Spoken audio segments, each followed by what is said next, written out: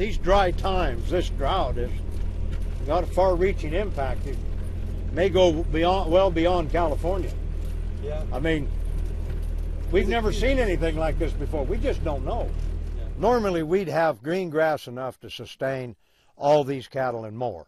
You'd have green grass here on the hillsides, you know, anywhere from 4 to 8 inches tall, and we wouldn't be feeding hay. If it doesn't rain, it's not, we know this, it's not going to be good.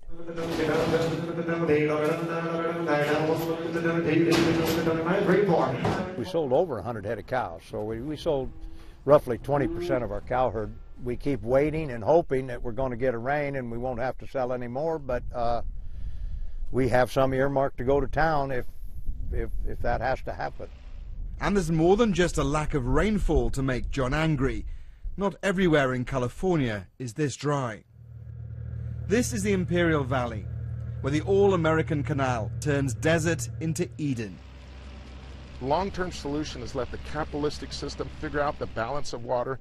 And the water, they used to say water used to only run downhill. Well, that's not the case. Water runs uphill real easy with enough money pushing it. About a quarter of the valley is grown in alfalfa, and about 30% of the alfalfa grown in Imperial Valley is used for export markets. The fastest growing market is China. The alfalfa hay is compressed into smaller bales, wrapped for transit,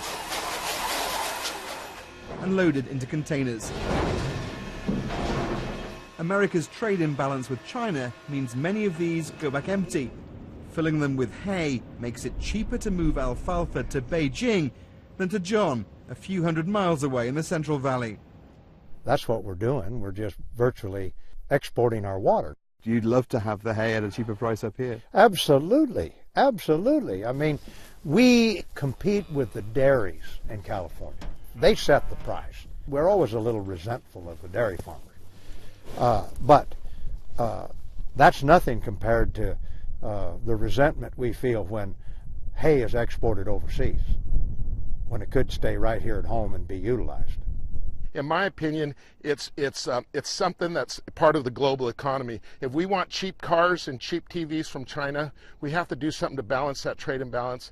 And it's our thought that alfalfa is just a small part that we can do in Imperial Valley agriculture, in the state of California agriculture, to try to manage that trade imbalance. If I didn't produce the alfalfa, if I didn't use the water would be going to another use. The cities use 70% of their water to irrigate their lawns, to irrigate the golf courses. So if you talk about inefficiencies, is it more efficient to use water for a golf course, for the movie stars, or is it more efficient for 120 farmers to use it to grow a crop and to export it and to create this mass economic engine that drives the country? I think we need to think about what we're doing with our resources. I realize that the planet is almost all capitalistic. But we need to start thinking about, other things besides making a dollar.